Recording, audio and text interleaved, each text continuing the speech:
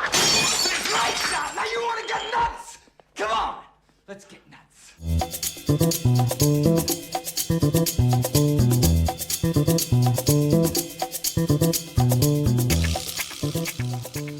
Welcome to Film Junkee, not so live. Happy Wednesday, everybody. What is happening? Good to see ya. All right. Welcome. Like I said, premiering this, doing a new thing for Wednesday where things aren't so live, yes. And of course, I've been having issues with the live stream, so 2 Mondays in a row, if you guys have been keeping up. I don't know if it's something with the software or something like that. I don't know. But, this is something I've been experimenting on. But we're still going to be doing a members-only stream after this. So you members out there, look forward to that, of course. Just make sure everything's recording and everything. But I appreciate you guys spending some time with me. Hit that like, thumbs up. You'll see me in the chat, too, while this is premiering. So I'll be talking to you guys and having some fun with you guys in the chat as this is playing. Hopefully you guys had a good Tuesday and Wednesday. I can't say watching the Giants finally start playing some baseball after how long? I mean, that's pretty much been the highlight of the last 2 days, I guess you could say, when it comes to me. So I know usually at this time I'm saying hi to you guys, but I'll say hi to you guys again right now. You'll be like, hey, look at, I'm out there somewhere. I'm out there. See me, guys? Anyways, but yeah, we got plenty to talk about. It wasn't really too much. I was kind of going, maybe I'll just talk about DC news and then Fantastic Four reviews. But hey, we got something from Masters of the Universe that a lot of people are digging that I saw after I posted it. And then everyone was like, oh yeah, we got Comic-Con this weekend, San Diego Comic-Con. So I was going to give my thoughts about that, and it is kind of weird because it just doesn't seem, I don't know, it just doesn't seem as crazy and as exciting. But I'm sure some exciting things will come out of it. For sure. Man, still got some leftovers from that bug that I got. Tell ya. I'm like, still got some, some, why not just wash it away with some good old Pinot Grigio. It is Wine Wednesday, guys. Cheers. But yeah, thank you guys for spending some time with me, of course. And like I said, members will still do a members-only stream. I think I'm going to do a members Patreon stream this Saturday as well. So if you guys are part of that, you'll get the link. You could join the panel because, we will talk about San Diego Comic-Con, and that is this Saturday. So I was like, you know what? I'm going to stream. What perfect time to do than to invite you guys who support the channel, because you guys are awesome, onto the panel. So anyways, all right, guys, let's go ahead and get started. And we're going to start off with something pretty awesome. We're going to start off with McFarlane toys. Oh, the McFarlane toys. We got to love the McFarlane toys. I got to start getting some, you know what? I kind of took a break from some McFarlane toys. I still haven't really set them up. I have a couple of them set up.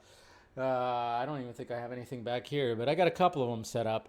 But I need to set up. I need to find like more of a setup to set up all the, of course, the Zack Snyder Justice League and everything. And that's specifically why I'm bringing up Zack Snyder Justice League, is because we got something that they're going to be dropping when it comes to, I don't know if it's like a Comic-Con thing or it's like associated with that, but check this out, guys. We got some Zack Snyder, some Snyderverse stuff that's happening right here. So check this out. Go. Oh, drawing board.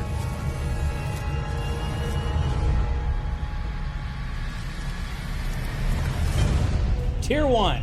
So you got the BBS Batmobile right there, which, oh my God, it's so sexy. Oh, we got Batmobile. Well, not yet. Hold on. That's just, it opens up, of course. And then we got Tier 2, which is the Justice League. Should be Zack Snyder Justice League. Batmobile, with, of course, has the guns on it. So you get the upgraded Batmobile, which is awesome. Tier 3, hey, why not? We have the tactical suit Batman with a bat signal.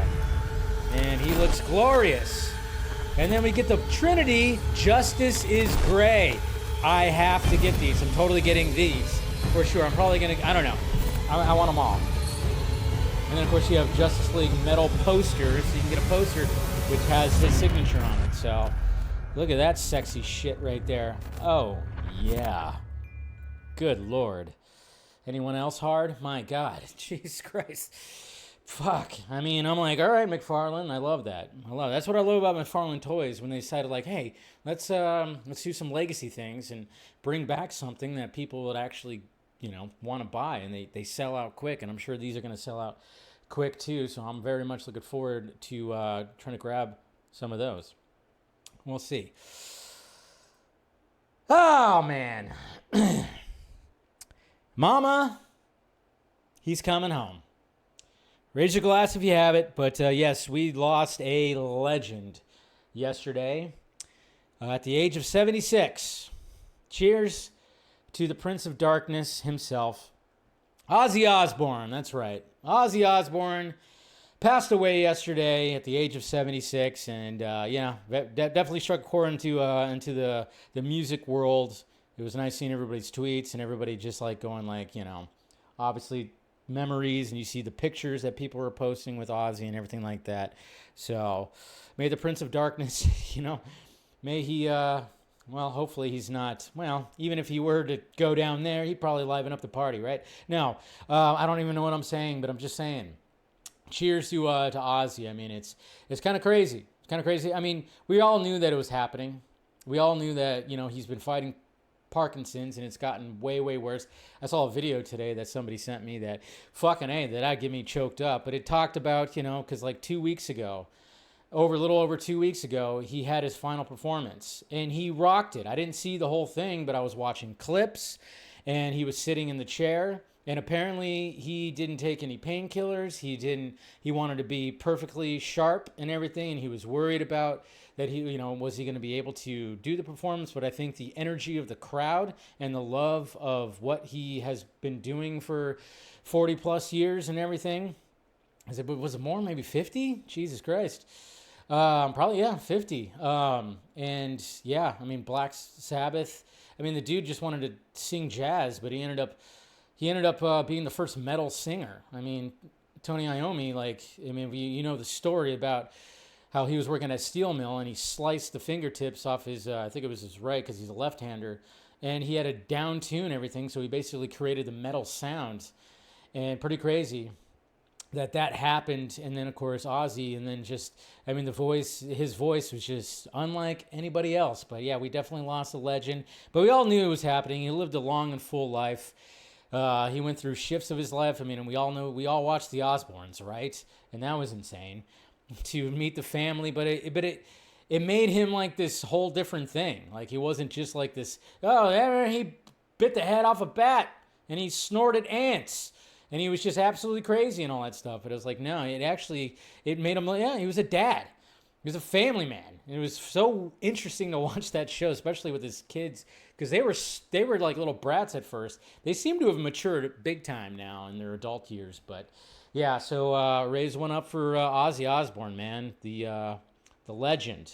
And yeah, man, I mean, it was great seeing all the, I was watching the morning show that I watch, Heidi and Frank, KLOS. They did a whole thing where they broke down a song, song I was talking, Mother, I'm Coming Home. I mean, like, they broke down that song and everything, and it was like pretty cool because they had somebody in here, somebody into the studio that broke down the song piece by piece, and it was really awesome to hear all that, especially when you hear him sing. Dude, just no one's ever gonna sound like Ozzy Osbourne. So cheers to him, man. I'm just glad he got to do that last show, man. I think everybody knew that was going to be it. 100% knew exactly that was going to be it. So, anyways, may he rest in peace. And, obviously, thoughts out to the Osbourne family for sure. David Corenswet. Did you know David Corenswet had a YouTube channel? Did you know David Corenswet's a little bit of a kooky guy, a little bit of a funny, kind of, interesting guy? I don't know. We got Dell right here, and of course Dell, shows up in the live chat. Dell in the city, and always great seeing him in the live chat, and glad that I got acquainted with him and everything. But he found this and he posted this. This is from 2014. David Corenswet, 2014. This little skit right here. I mean, it's not like super funny, but it's just kind of interesting to see David Corenswet super young and, doing YouTube sketches. And now, in the face of growing reports of incidents of reverse robbery, police are urging citizens to stay alert and keep their belongings close to them. Hey, buddy, you take my picture in front of the city? Yeah. What a strange man! And now. So it kind of reminds me of like a sketch that was on the Dana Carvey show where they would like they would go through drive-thrus and pay for the food, but then dart off as if they were like doing some kind of prank. But you know, I don't know. I think that's what he was kind of going for right there. Like it was like robbery, but he gave him the phone and then he ran off, or I don't, you know, it's supposed to be like a reverse thing. So I get it. I think that's the joke right there. Yeah, it's not that funny, but it's just, look at that young buck right there. Look at that young face right there. Back in, this is 11 years ago. Who knew that that guy was going to be playing Superman in a decade? So before they were famous, somebody found that and then Dell posted that. I really liked that. It was cool. Pretty cool. Oh, shit. Why does that happen? No. Okay. Did all that. I keep saying it, guys. I keep saying it. And you can't tell me that this is not 100% in his contract. And I've said it many times that Pedro Pascal, his mustache, is now part of his contract. And now with this quote right here, because obviously we got Fantastic Four coming out, and he's been doing junkets and doing interviews, and you cannot tell me that his contract requires him to always at least have that mustache. And here's a quote right here. Pedro Pascal says he hated his clean-shaven appearance in Wonder Woman 1984. I loved the new movie, but I was so appalled by the way that I looked that I never have gone back. And he said, too, following up when I saw something else, another quote, when it talked about that, too, he also said, like, unless it's absolutely necessary. So I'm just kind of going like, yeah, he just, I don't know. So, again, it is interesting when you see him without the mustache. I mean, when you do see him without the mustache, it is kind of interesting. I mean, the hair was also a thing, but at the same time, it's like, yeah, when you see him without the mustache, he doesn't look bad, but yeah, it looks different. It looks different than with the mustache. My dad, my Mexican dad, when I saw him walking down the hall, and this is back when I was a kid, he had to shave his mustache to take a picture when he was in the Army. For some reason, they were like, you have to shave the mustache. He came walking down the hall. I remember it was dramatic.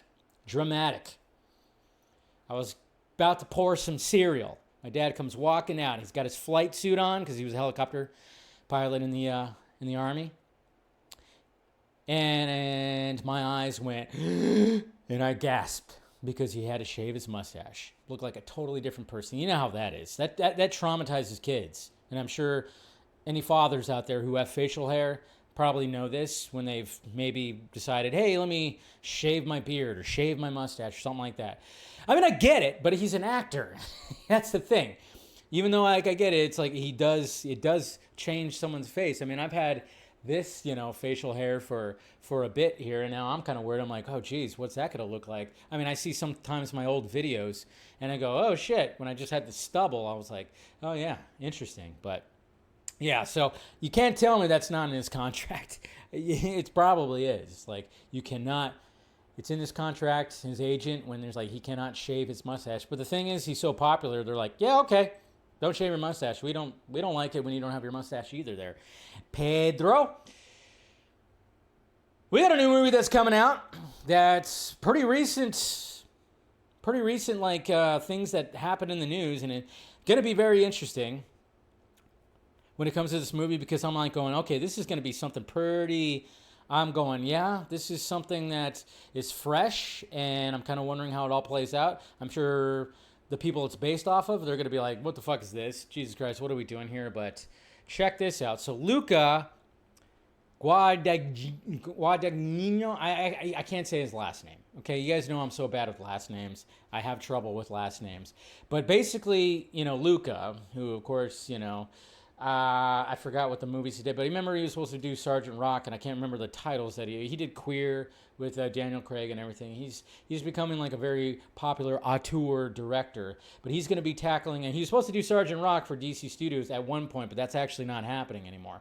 But he's actually going to be making a movie called Artificial, just Artificial. You can kind of guess what what the second word should probably be. But basically, he's going to be making a movie called Artificial that's going to be based on the whole thing when it came to Elon Musk and, of course, the OpenAI CEO, Sam Altman.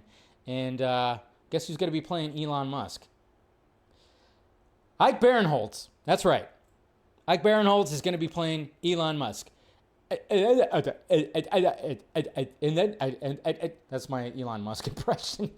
And then who's going to be playing Sam Altman? Andrew Garfield. Because why not? That's great. Very interested in that. I'm like, okay, this sounds...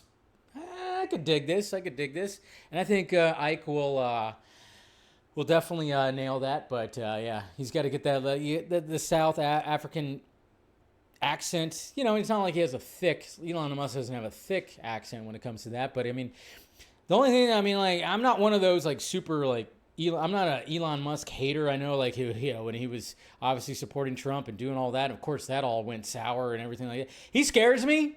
Elon Musk does scare me when it comes to things, especially when he's talking about robots. That was even happening today. He was posting about oh yeah, remember the days when you pulled up to a drive-through or a drive park thing and they serve you some food? Instead of getting a girl on some skates, a human being, you're going to get a fucking robot. And that's just, I don't know. Things get a little scary with all the robot and all the art, all the technology. And then, of course, he has interviews where he goes, AI, he's worried about AI. And I'm just going, Jesus Christ, we are really just headed towards something scary. But then, of course, I keep on seeing people that are reassuring that, oh, don't worry, AI is going to be okay. And I'm like, well, I utilize AI as a tool. I will admit sometimes I'll create an AI image when I don't have time to just go through and Photoshop some things, or I'll use it to help me with titles or something. And then, of course, when I do my clips, I've said many times that, yeah, there's something that's in my editor that is an AI thing where it translates my clips for me. So, because I'm not going to go through and just do the whole thing. But yeah, anyways, yeah, he scares me. And, he's cringy, of course. But, he's still a super smart dude. But, yeah, that's going to be an interesting movie right there. It's definitely going to be an interesting movie. All right, what else we got? Got people talking. We got more DC stuff. Yeah, I'm already doing that. Hey, guess what? Evil Dead.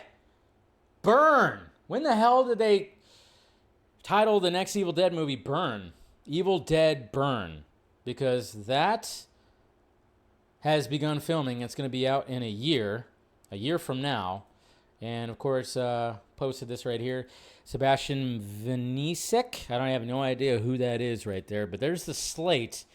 Evil Dead Burn. That's going to be interesting. Are they showing hell? Are they going to show hell in this Evil Dead? What else are you going to do when it comes to Evil Dead? I love the Evil Dead franchise. I've said time and time again that first Evil Dead movie is still my favorite horror movie of all time, just because of what Sam Raimi had to do for $20,000. You watch that, yeah, for $20,000, $25,000, that budget was. And I don't know, I just love everything about that. And then, of course, he went a little kooky when it came to the sequels, but I still love the sequels too, though. I love the Evil Dead franchise, and I thought the remake was great from Fede Alvarez. I thought the Evil Dead Rise, that's what it was called, right? The last one, I thought that was great too. And Ash vs. Evil Dead was great. There hasn't been a bad Evil Dead entry to the franchise. So I'm here for Evil Dead Burn. I'm just going to go on was it fire? Okay. Oh, Vince Gilligan. Breaking Bad. Some people were freaking out about this because this was posted right here. And it was very subtle, and all they needed to do was put from the creator of Breaking Bad. And a lot of people went, wait a minute, what are we doing here? Is there going to be some kind of other spin-off or follow-up to the Breaking Bad series? Not quite. And we talked about this a couple of weeks ago, maybe 3 weeks ago or something like that, when we had Ernie Altbacker on. Obviously Ernie, when we got his GoFundMe and the comic book that he's doing, the Area 51 one, the guy who's written a bunch of DCAU content, the movies and stuff. Very great guy. I've talked to him numerous times, and I'm sure he's going to show up on the Vodka stream again. We'll get him back on. But we went off on a good tangent for about 45 minutes, maybe even an hour, where we were talking Breaking Bad and Better Call Saul and talking about Vince Gilligan and everything. And then I looked up that Vince Gilligan, I was like, what is he doing now? I haven't heard anything about Vince Gilligan since Better Call Saul ended. And I was going like, what is he doing next? He's got to be doing something next. And sure enough, like it said, untitled series for Apple TV. Had no idea what it was. But yes, this is what was posted. So it's like, what the hell is this? You got a little petri dish, which looks like, I don't know, peanut butter? I don't know, some kind of something in there. And it's got a smiley face. And that's what was circulating around. That's why people start freaking out, thinking there was going to be some follow-up or spin-off for Breaking Bad. So I was like, that's interesting. And this is what it's described as. A psychological, there's too many si's right here. Psychological sci-fi starring Rhea Seehorn. That's it. And Vince Gilligan comes from X-Files. He wrote a lot of X-Files episodes. Dude likes some sci-fi. And I'm like, yes, please, give me something sci-fi. Psychological? Huh? Psychological sci-fi? Okay. Who's Rhea Seehorn? I'm trying to remember who that is. That sounds familiar. Hold on, let me Google this. Who is that? Who is she? Rhea Seehorn. Okay. Oh yeah, duh. She was in Better Call Saul. That's right. And I saw that when we were like looking it up, starring her. Yeah, that's right. I was like, I know that name, and there you go. So very much looking forward to that. And since we're going to be talking about Fantastic Four, yes, guys, we have an awesome Fantastic Four billboard right here because the billboard game has gone up. I mean, we had a great billboard for Superman when he was like lifting up the date and everything and doing all that kind of stuff, and it looked awesome. And this is like something that you'll find in LA, in the LA area. Obviously they're known for like their billboards. You get off the freeway, you see some crazy billboards in certain locations when you get in LA. Check out this Fantastic Four billboard. Oh, I mean, that is freaking awesome. That is an awesome billboard right there. You got the logo and you got the Silver Surfer coming out of it. And, of course, you got the waves, the little waves that are happening within the billboard. And I'm like, okay, whoever designed this, you done a good job. You done a good job. But they gender swapped Silver Surfer. No, they didn't. They just used the female one. There is a female one in the comic books, guys. Relax there. Relax. We'll be okay. We'll be absolutely okay. All right. That's pretty much it, guys. That's when it comes to the tweets. The tweets. So let's go ahead and start talking about some DCU news. And again, like I said, hopefully you guys are having fun in the chat. Like I said, I'm out there. Future me is out there. That's right. Probably on his third glass of wine. Nah, maybe. Yeah, could be. But anyways, so we're going to get to the main topic, of course, when it comes to this whole thing about James Gunn, Black Adam, SHAZAM, and everything that happened when it came to that, and the misinterpretation when it came to all that, too. Because you know how people are. You know how it is. Like I said, there's not really going to be much to talk about. Like, it was pretty much a little bit of a slow news day. When it comes to all this. So we do have James Gunn talking, obviously we have a Peacemaker podcast that's kind of happening or whatever the hell. But it's so funny too, because again, it's like, one of the things that James Gunn does best when he puts his foot in his mouth by talking about stuff, when he talks about canon. And that's why it's like, you shouldn't be so, hey, let's, pump the brakes a little bit when it comes to talking about certain things that are canon, because, he did talk about, about Peacemaker Season 2. I don't think this is on the Peacemaker podcast. That's coming. But he kind of talked about, like he said, nothing from the DCEU is canon, in the DCU before Creature Commandos, but you can think of those other things as vague memories of things that happened going back even to the first Suicide Squad. So, yeah. So nothing when it comes to like the Trinity or the Justice League or anything like that. But when it comes to the Suicide Squad, when it comes to David Ayer's Suicide Squad, there's going to be some things in there, apparently, that are vague memories. So it's just like, it's like one of those things. But again, he inherited a mess.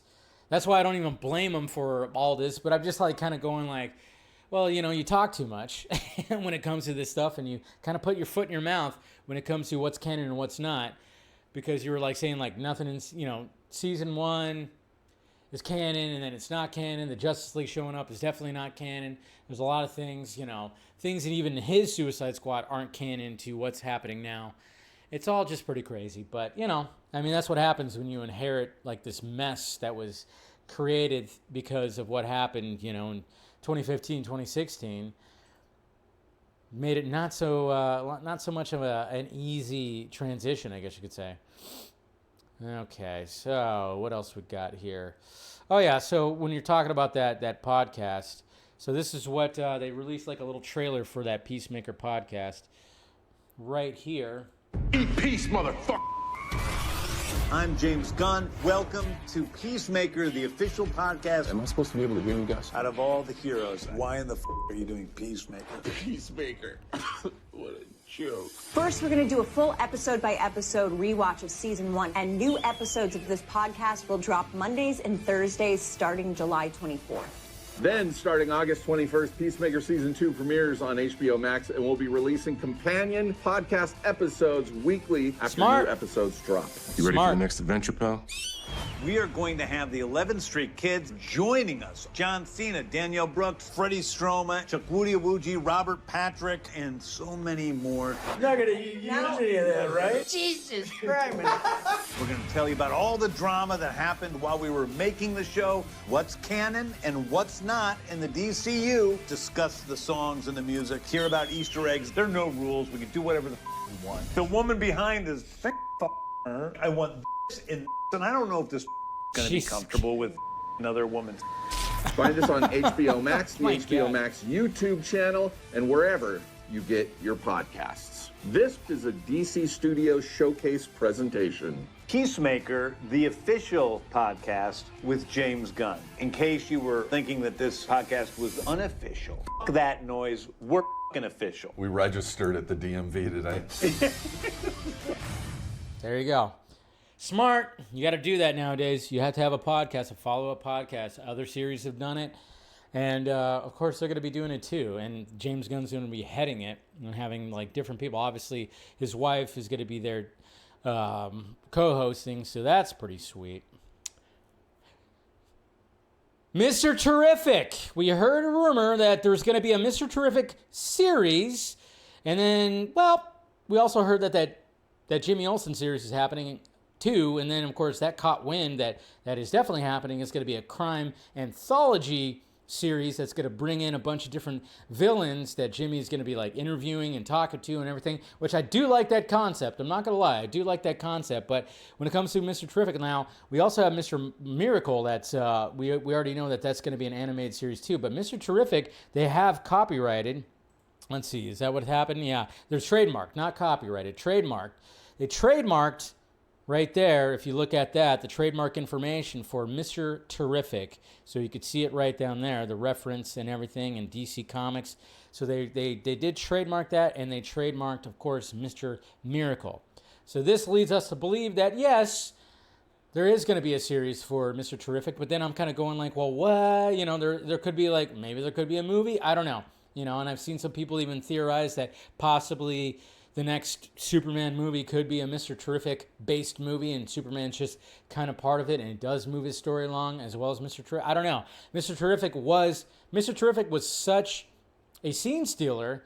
Eddie was such a scene stealer that I wouldn't be surprised if this is going to move forward. I think there's going to be a series. I don't think that's what James Gunn's next movie is going to be. I think there would be a series, and I think they would benefit greatly. And, of course, Superman would show up in there naturally, right? Of course, so... Interesting. Very interesting. Let's see. You want to see a little behind the scenes? We got a little behind the scenes video right here when Superman charges into Lex Luthor's office. So, it's always cool to see the behind the scenes. And to be honest, I mean, it's just a different angle and everything just looks good. There's no VFX, there's no nothing. I mean, even like the backdrop on the outside looks good. Everything looks like this is actually part of the movie, but it isn't, of course. Check it out. James Gunn posted this. And action. There it is.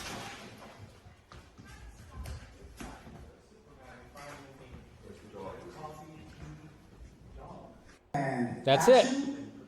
It looks like Michael Ian Black was trying to fall out of his chair and it didn't work, so he just was like, bah. Yeah, I don't know if he was trying to fall out of his chair right there, but it's still really cool to see something like that because, when you see it, when you actually see the actual thing, it's obviously a lot better. Naturally. Okay.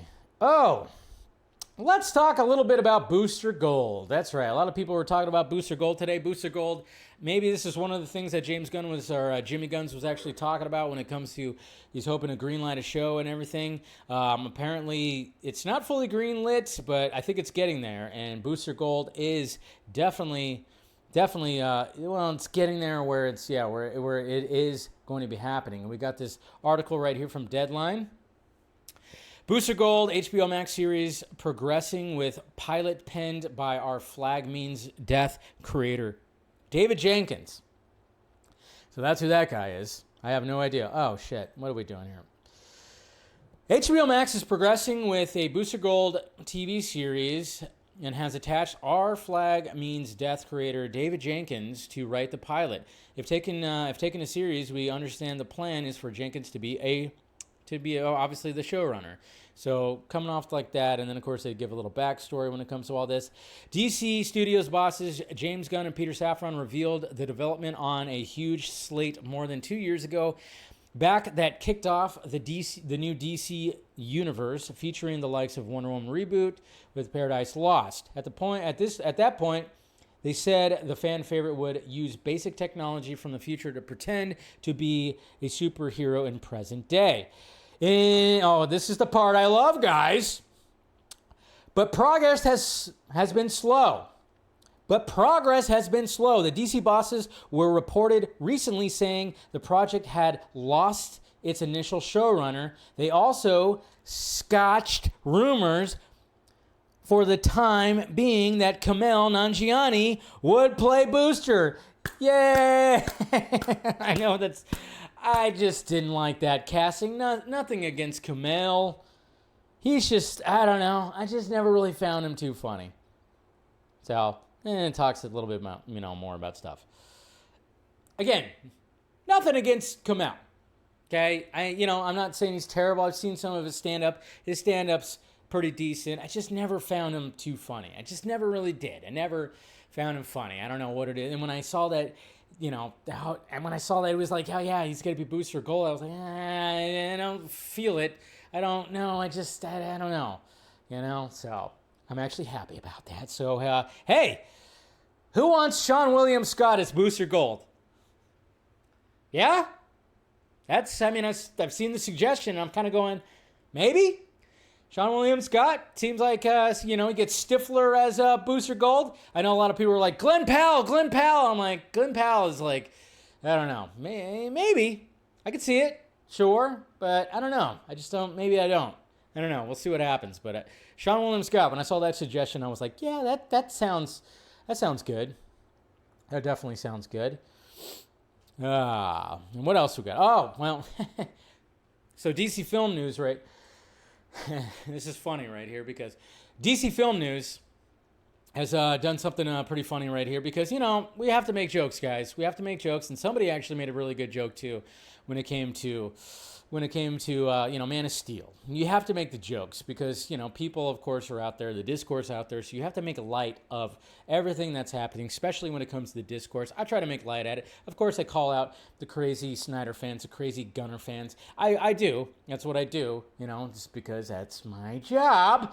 But we have this little funny thing right here because, you know, the squirrel, obviously that was like a big debate that James Gunn said that people didn't want it when they were editing it and stuff like that. And people were like, oh, and why would you show him saving a squirrel? But I get why he showed it, because he was showing like, oh yeah, Superman he wants to save everybody. He has like the biggest heart in the world. But check out this little meme right here. What was I supposed to do? Let the squirrel die? Maybe.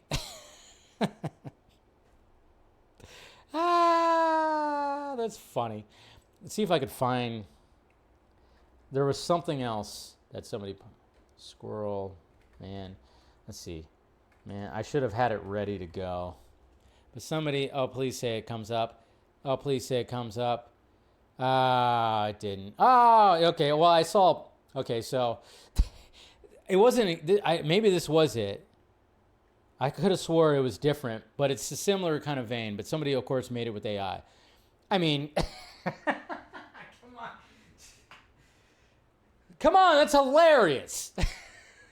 That is funny right there.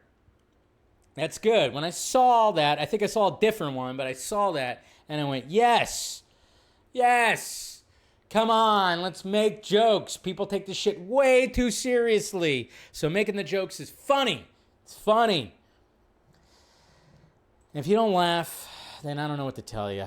You might be a little uptight. You might just be a little uptight when it comes to all that. Anyways. All right. Now let's talk about the main topic. Let me take a little sip.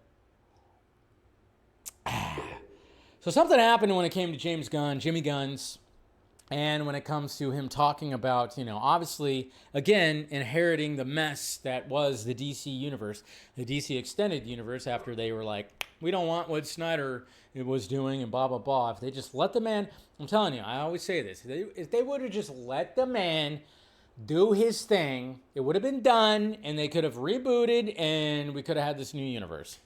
Because, you know, Justice League Part 2, but it was supposed to be a Part 3, it would have already been done, you know, 2017, 2019, 2021. It would have been like every 2 years, because he was going to film it all at the same time, and it kept on shifting and everything. If they would have just let Zack do his thing, tell that Superman story that he wanted to tell, end it, and they could have just went on, rebooted, because there was a plan that they were putting in place, that there was going to be like, oh yeah, maybe we'll have like a kind of flashpoint thing where they could just reset the whole thing. And it was like, okay, there you go. Do your thing, Zack. But of course they didn't want to, because Tommy Emmerich and all those fucking assholes just were like, dude, what are you doing? We're supposed to be, you know, Marvel Studios. I'm like, no, you're supposed to be doing something different.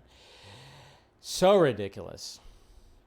So absolutely ridiculous. Oh yeah, there's one other thing too I was going to mention too. But I want to talk about this right here. So leave it to Den of Geek. Leave it to Den of Geek, I guess. I don't know what they were trying to do, but of course trying to basically just kind of make it seem like, okay, they basically the headlines out there. When it came to Black Adam and Shazam 2, Fury of the Gods, obviously, we saw we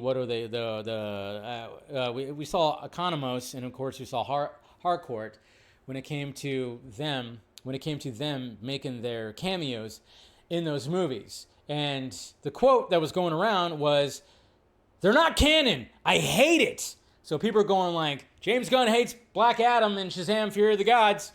Yep, that's what he said. He hates those movies, you know, basically, and that's what was basically being put out there. And it was just kind of like, I don't know about that.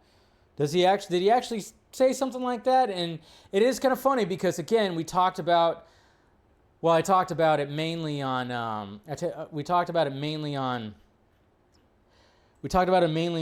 Vodka stream, at the opening of the Vodka stream, and he was talking about the Henry Cavill situation and everything. And then he talked about a certain, you know, people are trying to force themselves in when it came to everything.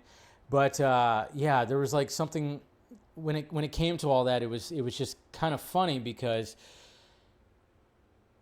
his wife was in both of those movies. I think he kind of gave a little bit of support to Shazam. I think he did tweet it out, and he gave some support to Shazam. He talked nothing about Black Adam. And we all know why now, because obviously Dwayne Johnson and Seven Buck Productions were trying to force their way into that, and then they went and brought Cavill back, even though it was already agreed upon that there was going to be like a whole new thing and a new Superman. He already had written something and did all that. So it was just a complete mess and everything. So why can't I find this shit? Man, I thought it was like already out there, and now all of a sudden I can't find his, let's see. Trying to find it here. Yeah, see, I lost it. Did I have it already? No, I didn't have it. Damn it. Sorry about that. I was like, oh, shit. Let's see. I know he talked about it. Let me just see right here, because everything was just like, everything was all just like canon and unhated and all this kind of stuff. And I'm like, where did he clarify it? Now, of course, I can't fucking find it. Let's see. James Gunn is bringing back, James Gunn, one of the characters in the mirror resembled. Oh, okay. God damn it, I can't find it, of course. I really can't, so. I thought, yeah, I saw it, and now I can't fucking find it. Damn it! Yeah, James Gunn, when asked if the Black Adam and Shazam! Fury of the Gods are part of DCU canon, he says they're not canon. I hate that. He was just basically, okay, and I wish I could find the screenshot. I saw it, I had it, and then I clicked out of it, and now I can't find it again.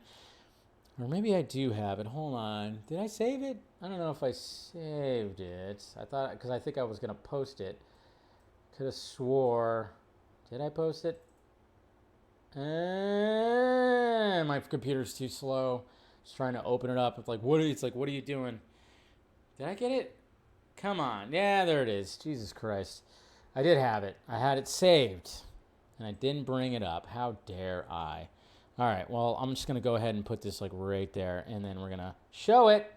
Okay. So here is the image right. Here's the what he posted, I guess, on Threads right here. This is the kind of nonsense you have to look out for in these posts. I never said I hated either of those films. I said I didn't like the way the 11th Street Kids were included, as I don't think Harcourt was ever the warden of an underwater prison, and I don't think Waller had anything to do with the Justice Society. So there you go.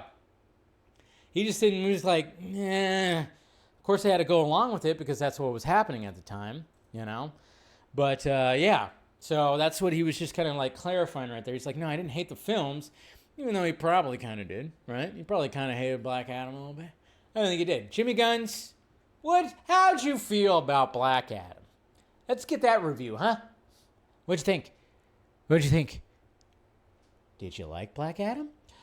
You liked the scene with your wife, I bet. Yeah, but I mean, that was a little interesting. It's like, hey, let's put her right here. And she's going to wear like this leather raincoat thing. I don't know. It was interesting. It was interesting. Some choices were made, and it was just like, I didn't really like the whole underwater prison thing. I mean, it's kind of a cool concept, but I didn't really like that. I didn't really like that scene when it came to Black Adam. I don't hate Black Adam. I think it's actually an enjoyable movie to watch. It's not bad. It's actually not bad. There's some things I don't like about it. I don't like the whole kid thing and everything. But I thought actually it was, I thought what Dwayne Johnson, how he played Black Adam, I actually thought it was fairly decent. And I did like the Cavill cameo. But yeah, so obviously people were like taking it like that. And it's like, no, he didn't hate those movies. He didn't hate those movies. He just hated the fact that those characters are utilized in that sense.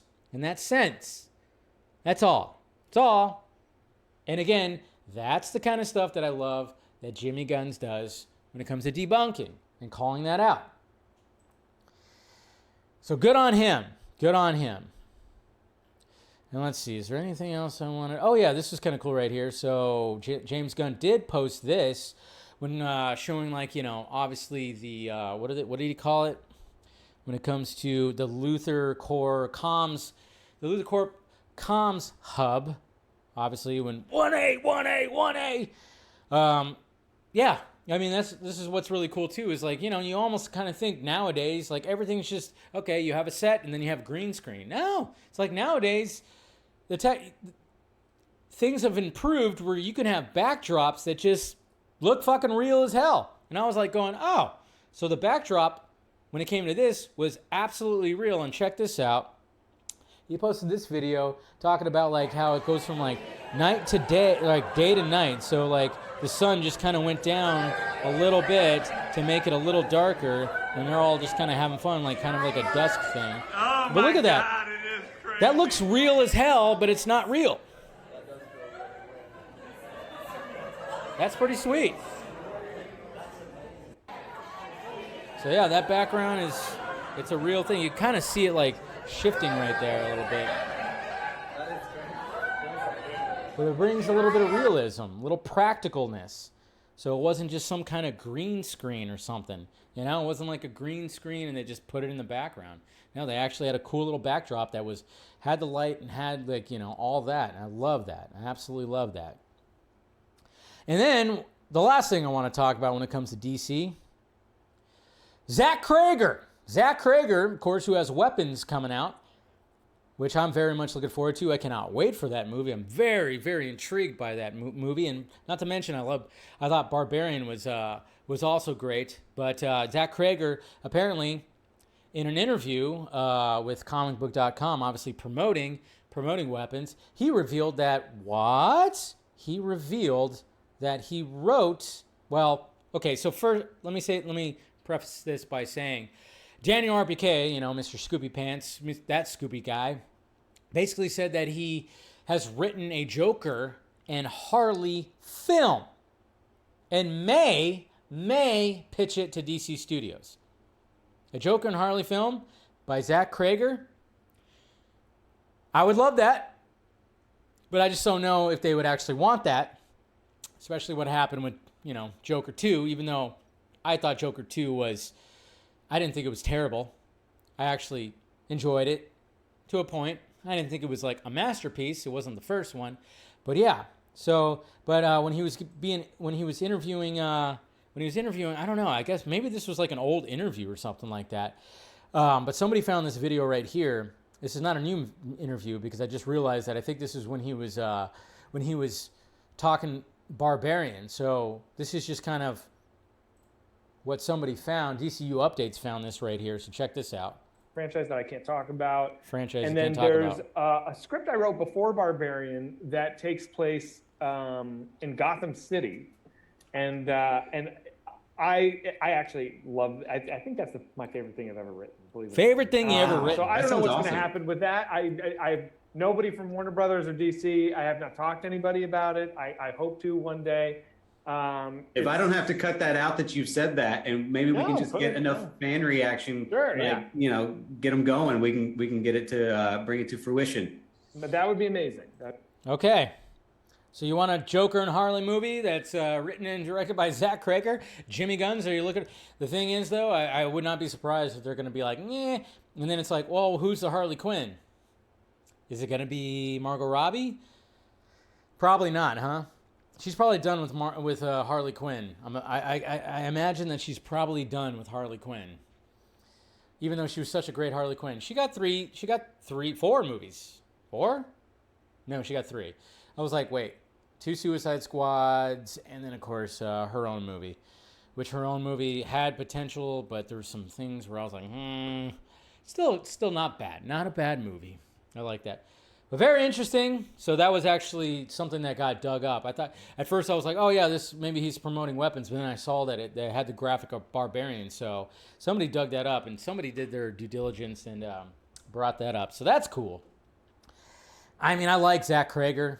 I'm liking his movies, and you know, I like Barbarian. I forgot what the other one he did. Totally drawn a blank. But I'm looking forward to Weapons because it just looks so freaking interesting. So we'll see what happens. All right. Now, let's move on to the second topic. I have the power. How many times do I do that every time like there's something when it comes to this new He-Man Masters of the Universe? But we have a title and we have some score, guys. What? Yeah, they released something. It's only a matter of time, and I wouldn't be surprised if it's going to happen during Comic-Con. Maybe, I don't know. But check this out. There's your logo right there. Looks pretty nice. You could kind of hear and of course it's the different ones in different languages, and you could kind of hear that score that sounds a little bit like You could hear it a little bit, like the cartoon. So there you go. Not a bad logo. Not a bad logo. Okay. So yeah, I think it's only a matter of time. I think they're just like going. It might happen this. Maybe something's gonna happen at Comic-Con, during Comic-Con. Who knows? But there's your little hint. I mean, the only thing we've gotten is just what is his name? Nicholas Galitzin. We've only seen like a little tease when it comes to him, teaser poster, and then of course he took a picture of like his big ass back, and kind of in the costume. So we'll see. We'll see. All right, now time to go over some of these reviews. Fantastic Four. What are the critics saying? Well, of course they're saying good things. Yeah, I don't think anybody kind of really doubted. I mean, I was worried about this movie because they keep on cutting down the runtime, but I'm kind of going like, well, yeah, they keep doing that. It's now an hour and 55 minutes. They cut out John Malkovich, and that's just like pretty insane. I still have worries about this movie, but I'm still very much looking forward to it. I got my tickets, got a nice big group that's going, and of course the embargo lifted. Even after Monday's show, basically it was just like internet reactions. The internet embargo lifted. So here's, of course, we're going to go to the Devil Fruit site and check it out. 88% certified fresh, 162 reviews, consensus, benefiting from rock-solid cast chemistry and clad in appealingly retro 1960s design. This crack at Fantastic Four does Marvel's first family justice. Justice. All right, let's read some of these, and they're mainly just good reviews. There's not a bad review on the front page with the critics. Holy shit. Let's go to the top critics. Okay, cool. I always like to read some of the bad ones. It's fun. It's fun. All right, we'll start off right here with Los Angeles Times. The staid superhero movie plays like classic sci-fi in which adults wearing sweater vests solemnly brainstorm how to resolve a crisis. Watching it felt as snug and being nestled in the back seat of my grandparents' car at the drive-in. Love it. So nostalgia.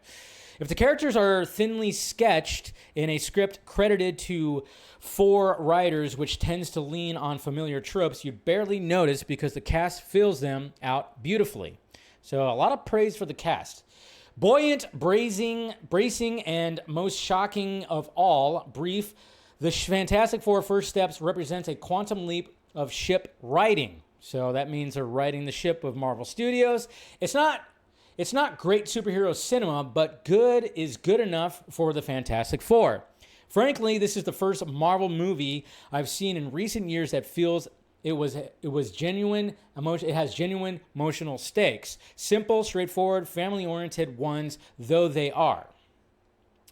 After too many superhero movies where the main objective seems to be to introduce, a myriad of morose characters and multiple convoluted plot lines, it's refreshing to experience one that just wants to remind you of the simple pleasure of reading a comic book. All right, let's read a couple of bad ones right here.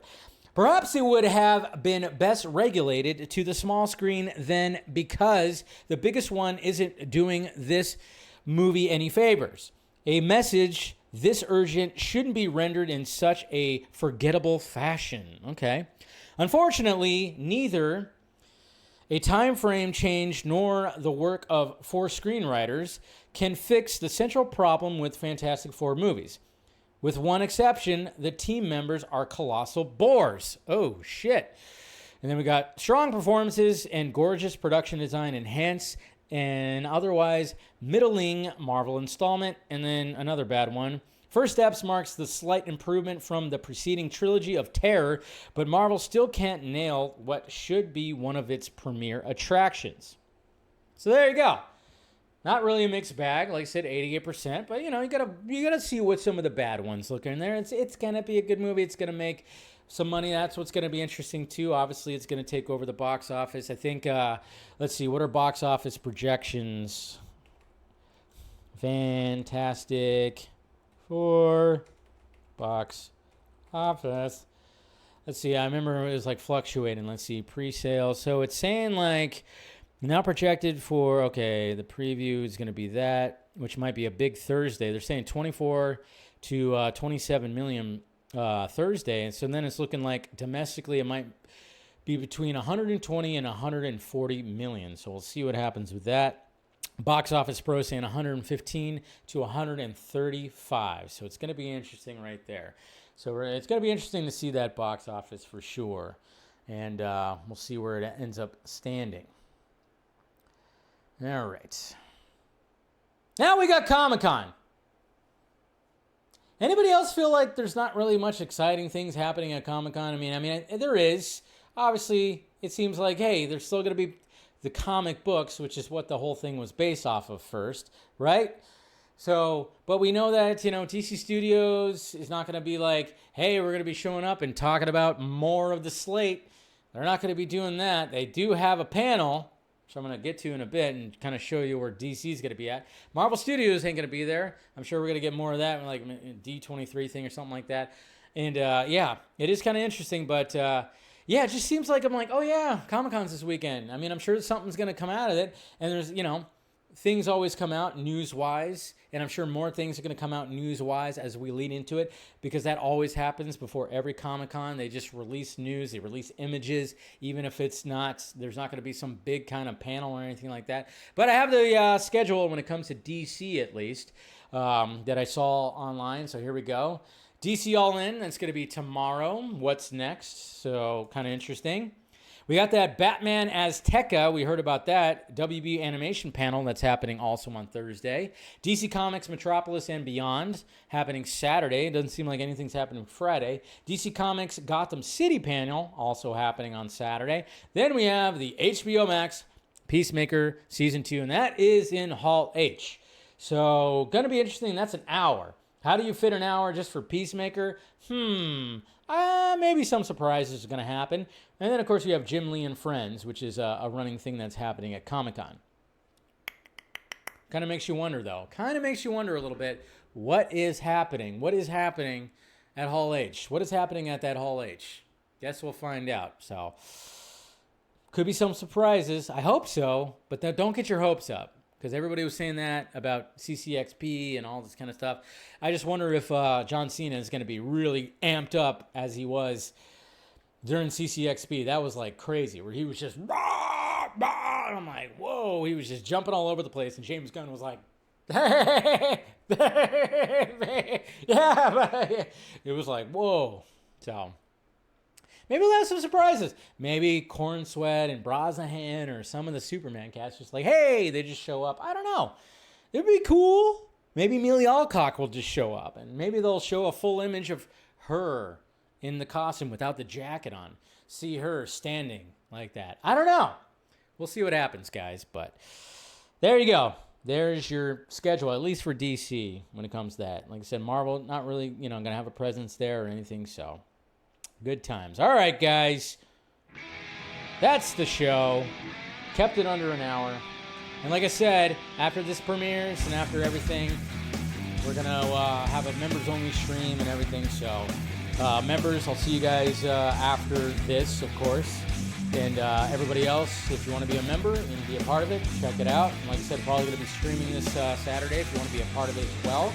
So anybody supporting the channel can join the panel. So... all right, guys, hit that like, thumbs up, do all the things. Appreciate you. Still sticking with me when I'm having some technical difficulties. But like I said, I kind of like this whole thing where it's like, oh yeah, I do a pre-recorded show and then premiere, and then I can interact with you guys in the live chat. So, all right, guys, members, I'll see you guys in a little bit. Everybody else, we got DC Fanimated that's happening tonight, talking about Batman Beyond. And then, of course, I'll see you guys Friday for a spoiler discussion of Fantastic Four. All right, guys. Love ya. Talk to you later.